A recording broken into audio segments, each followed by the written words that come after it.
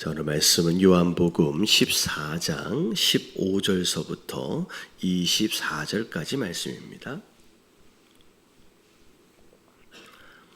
요한복음 14장 15절서부터 24절까지 교독합니다. 너희가 나를 사랑하면 나의 계명을 지키라.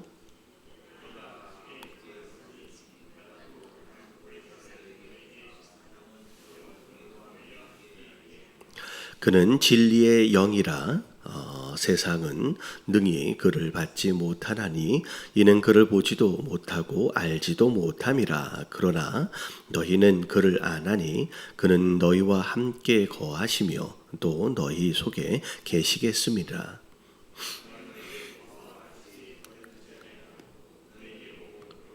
조금 있으면 세상은 다시 나를 보지 못할 것이로되 너희는 나를 보리니 이는 내가 살아있고 너희도 살아있겠음이라.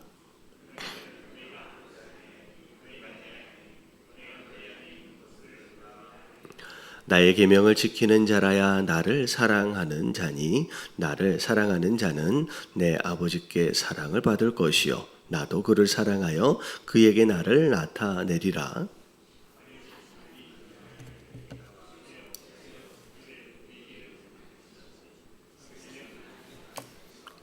예수께서 대답하여 이르시되 사람이 나를 사랑하면 내 말을 지키리니 내 아버지께서 그를 사랑하실 것이요 우리가 그에게 가서 거처를 그와 함께 하리라.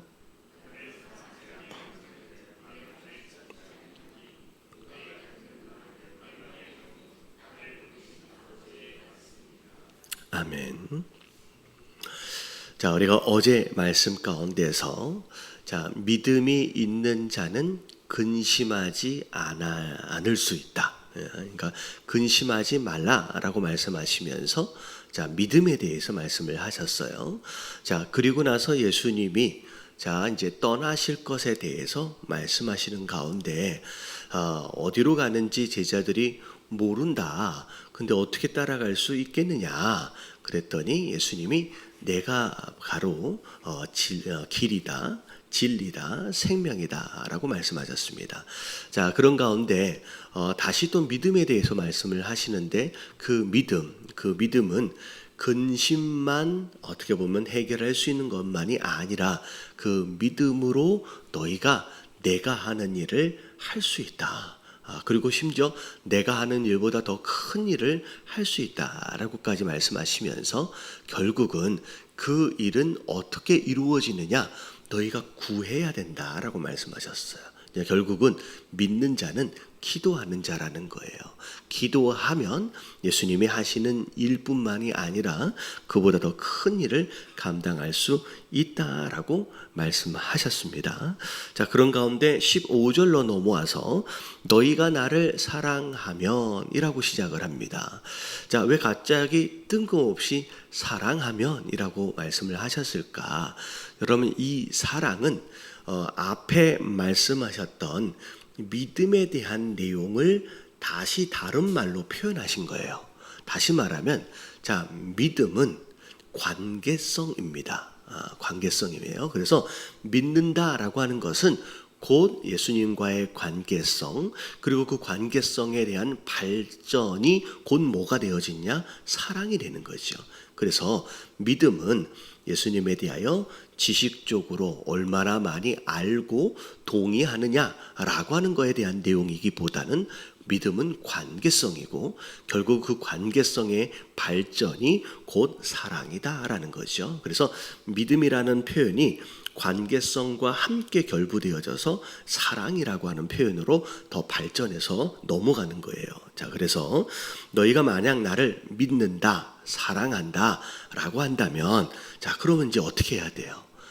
기도하고 어찌 보면 이제 큰 일을 행하고 하는 어떤 그런 면을 넘어서서 너희가 내 계명을 지켜야 할 것이다라고 말씀하셔요. 결국은 믿음, 결국 사랑은 예수님의 말씀에 대한 순종으로 나타난다라고 하는 거죠. 그래서 순종과 사랑과 믿음은 어느 부분에서 분리되어져 생각할 수 없어요. 그냥 한 덩어리예요. 그래서 순종을 보면서 이 사람이 예수님을 사랑하는 사람이구나. 예수님을 믿는 사람이구나. 라고 하는 것을 알 수 있는 것처럼 예수님을 믿고 사랑하는 사람은 결국 순종이라고 하는 열매로 나타난다는 거죠. 그래서 이런 거예요. 순종하려고 애쓰는 어떤 그런 게 아니라 이렇게 믿음과 사랑에 대한 자연스러운 열매가 순종이다라고 생각하시면 돼요. 그래서 이제 우리가 야고보서 말씀이나 이제 서신서 말씀을 이제 비교해 보면 우리가 믿음으로 말미암아 구원을 받잖아요. 근데 야고보서를 보니까 행함이 없는 믿음은 죽은 믿음이다. 이렇게 또 나와요. 그러면 행함과 이제 이 행함이 결국 순종입니다. 행함과 순종과 또 믿음은 함께 덩어리가 되는 거죠. 한 몸인 거죠. 그래서 결국은 믿는 자다라고 한다면 당연히 순종 또는 행함으로 열매가 나타나야 되는 것이다. 진짜 믿음이 있다라고 한다면 그게 당연한 거라는 거죠. 자, 그래서 오늘 이제 15절의 말씀의 내용을 보면 이런 거예요. 이제 너희가 나를 진짜 사랑하느냐? 그러면 일단 내가 말한 것들에 대하여 순종해야 할 것이다 라고 이제 먼저 운을 띄우십니다. 15절. 그리고 나서 16절에 내가 아버지께 구하겠으니 그가 또 다른 성 보혜사를 너희에게 주실 것이다. 하나님 아버지에게 예수님이 요청하시겠다는 거예요. 그럴 때 하나님께서 또 다른 보혜사, 또 다른 보혜사라고 한다면 그 이전에 원래 보혜사가 또 계시는 거예요.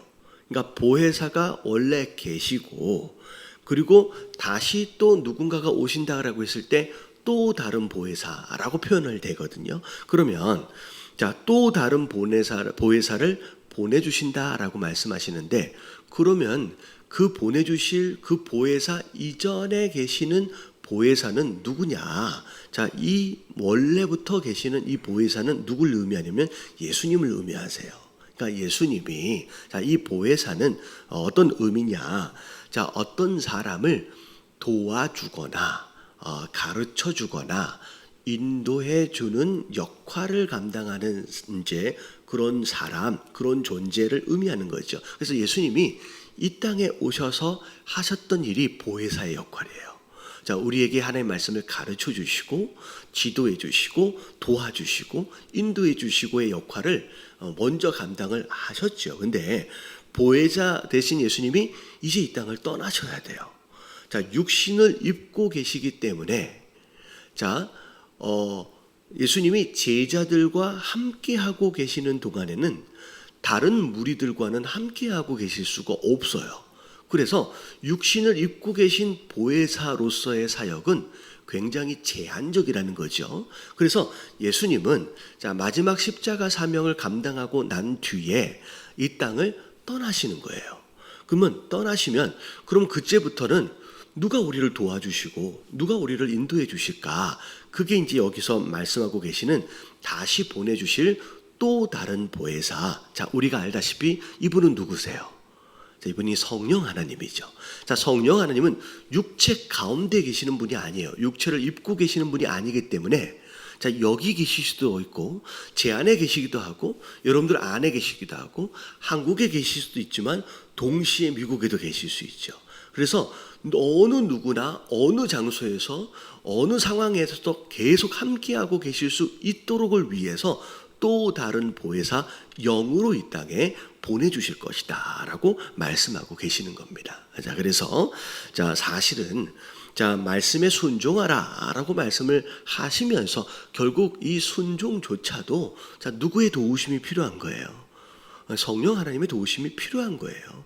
하나님의 도우심이 아니고서는 우리가 사랑한다고 해서 자연스럽게 말씀의 순종이 알아서 착착착 될지냐, 그게 아니라는 거죠. 이제 그 가운데 이제 성령 하나님에 대하여 도우시는 분에 대하여 이제 설명이 되어집니다. 자, 그래서 그 보혜사 성령님이 오시면 그다음에 뭐라고 나오냐면 영원토록 너희와 함께 하실 수 있을 거라는 거예요. 예수님은 그렇게 이제 육신을 입고 계시기 때문에 그렇게 못 하시잖아요. 영으로 오시는 그분은 그렇게 하실 수 있다. 그러면서 성령 하나님에 대해서 17절에 조금 더 자세하게 설명하고 계십니다. 그는, 성령 하나님은 뭐예요? 진리의 영이라 라고 말씀하세요. 진리의 영이다 라고 하는 것은 첫 번째, 진리를 가르쳐 주시는 분이다 라고 설명할 수 있고, 그리고 우리가 어제 말씀해 보니까 이 진리가 누구예요? 이 진리가 곧 예수님이에요. 다시 말하면 이 성령 하나님은 진리 대신 예수님의 영이에요. 예수님의 영이에요. 그래서 성령 하나님은 이 땅에 예수님의 이름으로 오시는 분이라는 거죠. 다른 분이 아니라는 거예요. 그래서 진리의 영이다라는 것은 우리에게 진리를 가르쳐 주시는 분일 뿐만이 아니라 예수 그리스도 그분의 영으로 이 땅에 오신다라고 이제 말씀하고 계시는 거예요. 근데 세상은 능히 그를 받지 못한대요. 다시 말하면 성령 하나님이 오신다고 해서 누구나 그분을 받아들일 수 있는 것이 아니라 선별되어지고 구별되어진 누군가만이 그 성령 하나님을 받는다는 거죠. 이는 그를 보지도 못하고 알지도 못할 것이다. 세상은 보지도 알지도 못할 것이래요. 그러나 너희는 그를 아나니. 너희는 그를 안다. 왜 이 제자들이 왜 안다라고 말씀하시느냐? 이들이 지금 누구와의 관계성 안에 있냐면 지금 말씀하고 계시는 예수님과의 관계성 안에 있어요. 이들이 예수님을 봤거든요. 그리고 이들이 예수님을 지금 알잖아요. 그러니까 예수님을 보고 안다라고 하는 것은 그분의 영으로 오시는 성령님 또한 이들이 뭐 할 수 있어요? 알고 볼 수 있다라고 하는 거죠. 그래서 세상은 그렇지 못하지만 너희는 나를 알고 너희는 나를 보고 있는 것처럼 내 영으로 올 그 성령을 너희는 알 것이다 라고 말씀하시는 거예요. 그리고 그는 너희와 함께 거하시며 또 너희 속에 계시겠음이라. 그래서 성령 하나님이 이 땅에 오시면 너희 속 안에 계실 것이다 라고 말씀하고 계십니다. 그런 가운데 18절, 내가 너희를 고아와 같이 버려두지 아니하고. 왜 하나님께 성령 하나님을 보내주시달라고 구했느냐? 예수님이 떠나시면 이들 제자들을 홀로 남겨버리잖아요. 그러니까 그렇게 고아처럼 버리지 않을 것이라는 거예요. 내가 잠시 떠날지라도 너희를 버리는 게 아니다. 내가 너희와 함께하기 위해서 또 영원토록 어디에서든 함께하기 위해서 성령님으로 오신다라고 얘기하시는 거죠. 버려두지 아니하고 너희에게로 오리라. 조금 있으면 세상은 다시 나를 보지 못할 것이다. 십자가에 못 박혀 돌아가시고 이 땅에서 떠나시게 되겠죠. 근데 너희는 나를 볼 것이래요.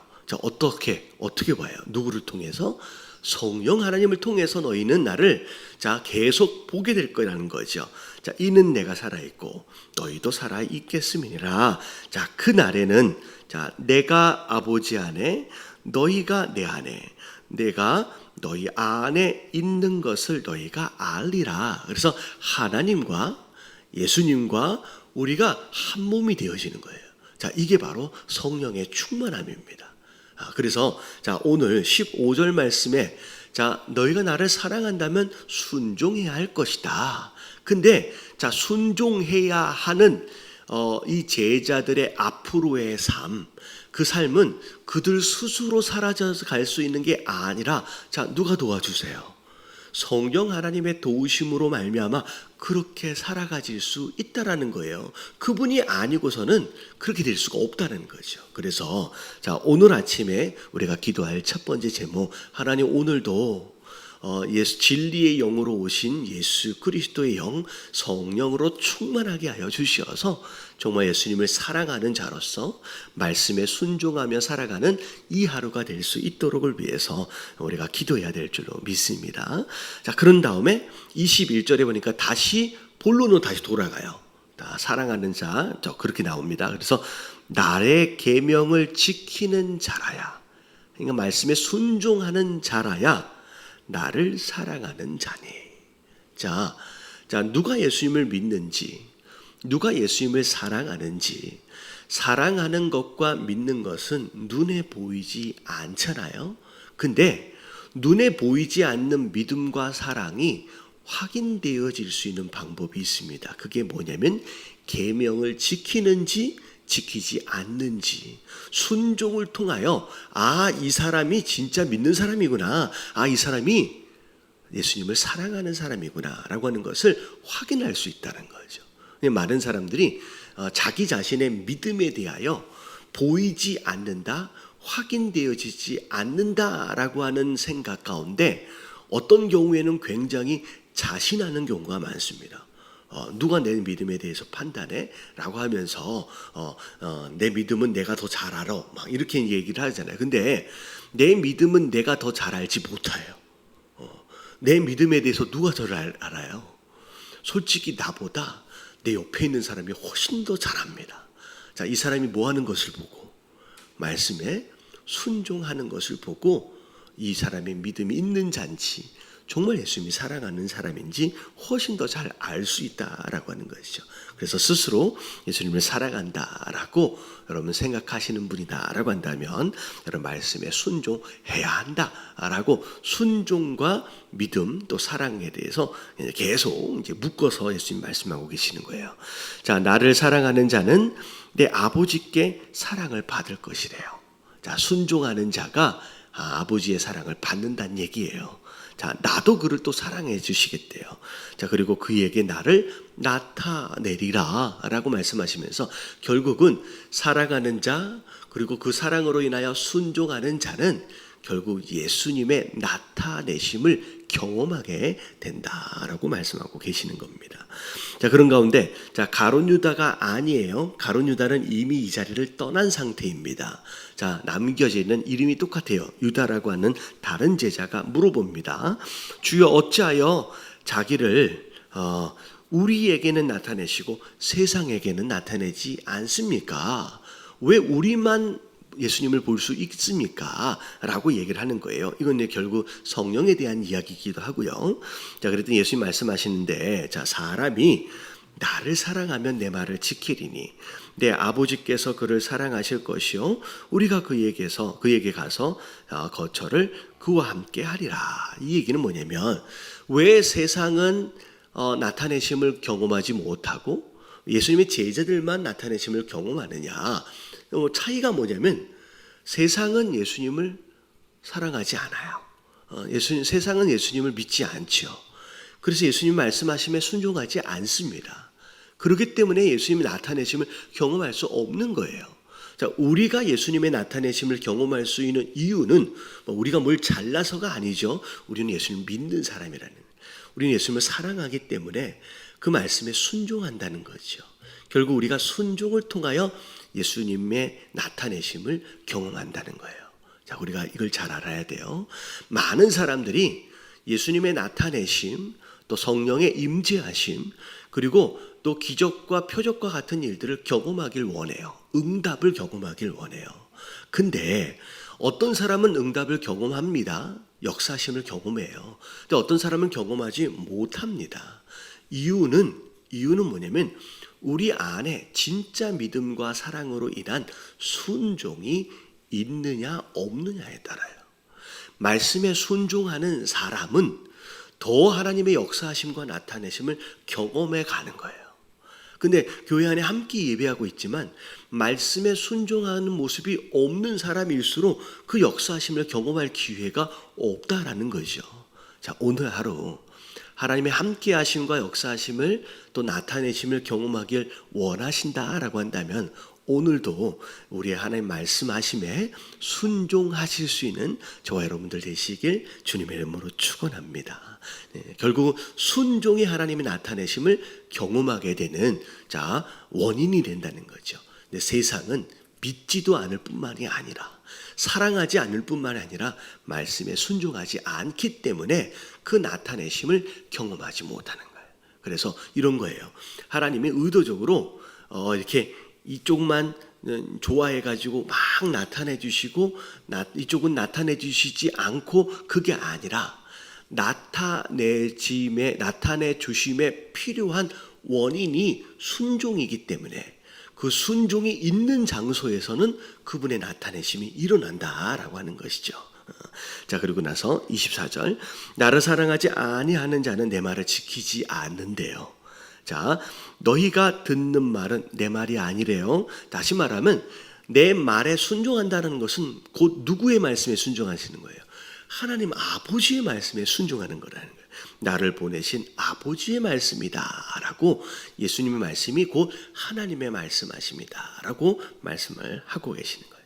자, 오늘 말씀을 통하여 처음에 믿음은 곧 예수님을 사랑하는 거예요. 관계성입니다. 진짜 믿는다면 예수님을 사랑하는 거예요. 이 사랑이 곧 말씀에 순종하도록 만듭니다. 결국 열매가 되는 거예요.